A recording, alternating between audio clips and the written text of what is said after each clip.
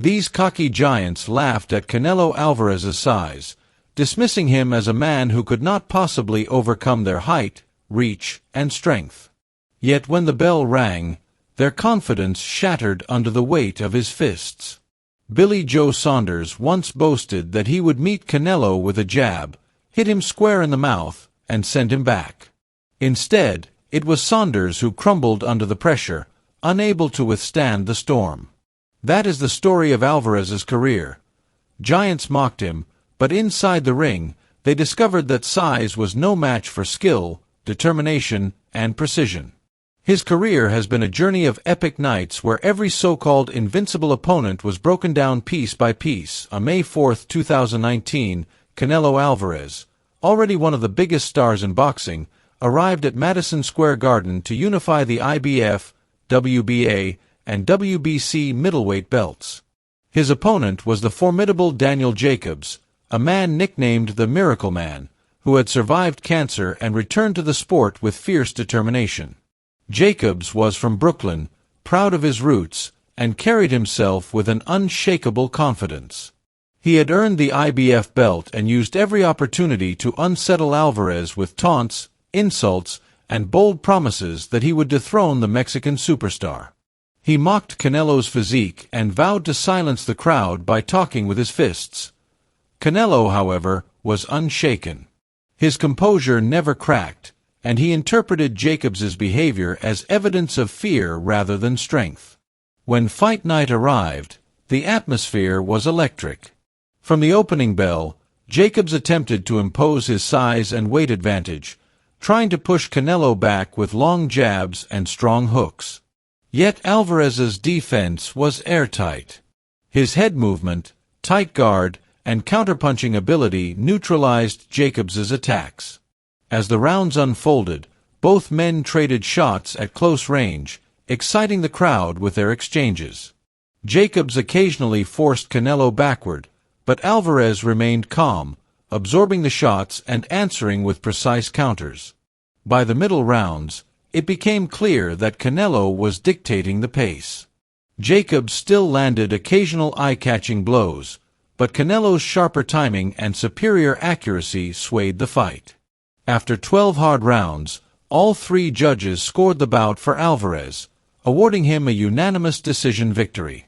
He left Madison Square Garden as the unified middleweight champion of the world. 2 years later, on May 8, 2021, Canelo Alvarez entered the home of the Dallas Cowboys in front of 70,000 roaring fans. Now universally recognized as the #1 fighter on the planet, Canelo had already collected most of the belts at super middleweight and was determined to become undisputed champion. The final missing piece was the WBO title held by Billy Joe Saunders, an undefeated British fighter with a 30-0 record. What made the contest particularly intriguing was not just Saunders' skill but also his arrogance. Together with his father and new trainer Tyson Fury, Saunders mocked Canelo relentlessly, promising that he would embarrass him in the ring. Fury ridiculed anyone who backed Canelo, sneering that the Mexican would be destroyed by his countrymen. Inside the ring, Saunders initially showed flashes of brilliance. He landed clean jabs, moved fluidly, and boxed confidently, making it clear that he was more than just talk. The early rounds were competitive, with Saunders finding success with his southpaw jab and angles. Yet Canelo's patience never wavered. He pressured steadily, targeting the body, cutting off the ring, and waiting for openings. Saunders fought bravely, but as the rounds progressed, Canelo began landing heavier, cleaner punches. Each shot carried weight, thudding against Saunders' body and head. By the middle rounds, Canelo was clearly in control. Then came the turning point. A thunderous uppercut from Alvarez smashed into Saunders' face, shattering his eye socket. Instantly, the Brit's confidence disappeared. After the 8th round, Saunders sat on his stool, unable to continue. The fight was stopped, handing Canelo a technical knockout victory. The once cocky Saunders retired afterward, having made millions but left with permanent scars and a humbling defeat. Before Saunders, Canelo had already faced another towering British fighter, Callum Smith. Smith stood at 6 feet 3 inches, with a longer reach and natural advantages that made him seem like the division's most dangerous man. Since defeating George Groves to win the World Boxing Super Series, Smith had been regarded as the top super middleweight. When he stepped into the ring with Canelo, the size difference was stark. Smith tried to establish his jab early, attempting to keep Alvarez at bay with his reach. But Canelo, as always, closed the distance with clever head movement and relentless pressure. Smith's uppercuts occasionally landed, but Canelo absorbed them with little reaction. As the fight progressed, Alvarez's work to the body took a toll. He ripped hooks and uppercuts with precision, buckling Smith's knees and forcing him into retreat. By the later rounds, Smith's face was swollen, bloodied, and bruised. Though he survived to hear the final bell, he had been dominated. Judges awarded Canelo a wide unanimous decision victory, making him a 4-division champion. Smith later revealed that he had suffered a detached bicep during the bout, but even at full health, it seemed unlikely he could have stopped Alvarez's assault. Even before facing Smith, Alvarez had stepped up 2 weight classes to fight Rocky Fielding on December 15, 2018. Fielding, standing 6 feet 1 inch with a 75-inch reach, believed he had the physical tools to trouble Canelo. He entered the fight with swagger, claiming he could use his size to keep the smaller man away. In reality, Fielding had agreed to the fight for the payday, realizing deep down that he was out of his depth. From the opening bell, Canelo attacked Fielding's body relentlessly. The taller man made the mistake of bending forward at the waist, exposing his ribs. Alvarez seized the opportunity, digging vicious hooks into Fielding's liver.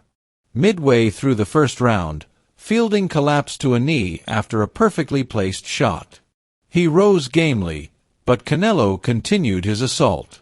By the second knockdown, Fielding's confidence had evaporated. After suffering a third knockdown from a right hand, the referee waved off the fight. Canelo had destroyed the champion in just 3 rounds, proving that moving up in weight could not diminish his power. Seeking an even greater challenge, Canelo moved to light heavyweight to face Sergey Kovalev, nicknamed Crusher. Kovalev was a veteran with one of the best jabs in the sport. Though he had recently endured a grueling 11-round war with Anthony Yarde, he remained a dangerous opponent, especially with his size and reach advantage. Analysts considered the fight a 50-50 contest, with many believing Kovalev's jab could neutralize Canelo's shorter stature. In the early rounds, Kovalev boxed smartly, using his jab to keep Canelo at a distance. Alvarez appeared patient, moving forward but landing little. The fight lacked fireworks, with Kovalev seemingly outscoring Canelo through sheer volume. By the 10th round, many had Kovalev ahead on the scorecards, his long punches frustrating the Mexican star. But Canelo was biding his time, waiting for the perfect opening. In the 11th round, he struck. A left hook staggered Kovalev, followed instantly by a devastating right hand. The giant collapsed into the ropes, nearly unconscious, as the referee stopped the fight. Just like that, Canelo had conquered light heavyweight, silencing those who doubted him. In February 2021, Alvarez returned to defend his titles against Avni Yildirim, a mandatory challenger. Though feared for his physical strength, Yildirim quickly revealed himself to be out of his depth. Nicknamed Mr. Robot, Yildirim shelled up, refusing to throw punches, and allowed Canelo to tee off on him at will. Alvarez punished him with body shots and uppercuts, each blow echoing like a gunshot. In the 3rd round, a huge right hand sent Yildirim to the canvas. He rose, but the beating continued. By the end of the 3rd round, Yildirim's corner ended the fight, sparing him further punishment. Fans mocked his performance, comparing his resistance to ice cream melting in the sun. Later, Alvarez revealed that he had contracted COVID-19 before the fight and only trained for a month, making the ease of his victory even more impressive. Throughout all these encounters, a pattern emerged. Canelo cleverly disguised his jab within his high guard, using it to close distance before unleashing combinations to the body and head. His method was systematic: pressure, break the guard, punish the body, and finish with heavy hooks. Against Jacobs, Saunders, Smith, Fielding, Kovalev, and Yildirim, the story was the same. Giants believed their size and reach would save them, but each left humbled, broken, or retired. What separates Canelo Alvarez is not merely his power but his ability to adapt. Against slick boxers like Jacobs and Saunders, he cut off the ring, forced exchanges, and punished their bodies until their movements slowed. Against taller men like Smith and Fielding, he slipped inside, taking away their jab and neutralizing their reach. Against a master jabber like Kovalev, he absorbed round after round of punishment before unleashing a perfectly timed knockout. Against Yildirim, he dismantled a physically imposing man who had no strategy other than survival. The crowd's reactions to these fights tell the story as well. Gasps followed every Canelo body shot, groans echoed when opponents folded, and roars of approval shook arenas when the Mexican star raised his hand. For Canelo, each victory was not just about winning belts but proving that skill and heart could conquer any supposed disadvantage. By the time he unified the super middleweight division, Alvarez had cemented himself as not just the pound-for-pound king but also one of the greatest fighters of his generation. His quest for greatness was defined by his willingness to challenge bigger men, to step into the ring with giants who underestimated him, and to leave them humbled. Canelo's legacy is written in the broken bodies of those who once laughed at him. Billy Joe Saunders taunted him endlessly, only to retire battered and beaten. Callum Smith, once seen as the division's best, was reduced to survival mode, his body breaking down. Daniel Jacobs, the Miracle Man, found no miracle against Alvarez's precision. Rocky Fielding thought his size would protect him, yet he was folded in 3 rounds. Sergey Kovalev, the feared Crusher, was himself crushed by a single devastating sequence. And Avni Yildirim, strong in appearance but weak in will, quit on his stool rather than endure further punishment. When the dust settles, fans remember not the words of Canelo's opponents but the images of their defeat. The uppercut that shattered Saunders' eye. The body shots that folded Fielding. The right hand that sent Kovalev crashing. The relentless pressure that drained Smith. The calculated patience that outclassed Jacobs. And the merciless combinations that made Yildirim's corner surrender. Canelo Alvarez is the embodiment of discipline, precision, and willpower. His style blends the traditional Mexican warrior's love for body punching with modern defensive mastery. Every giant he faced learned the same lesson. Confidence and size mean nothing when confronted with true greatness. The story of Canelo's rise is not merely about victories, but about destroying doubt, one opponent at a time. Those epic moments remain etched in the memory of boxing fans. They are reminders that the smaller man, armed with skill and heart, can topple giants. And Canelo Alvarez, again and again, has proven that when the bell rings, there is no such thing as a giant too big to fall.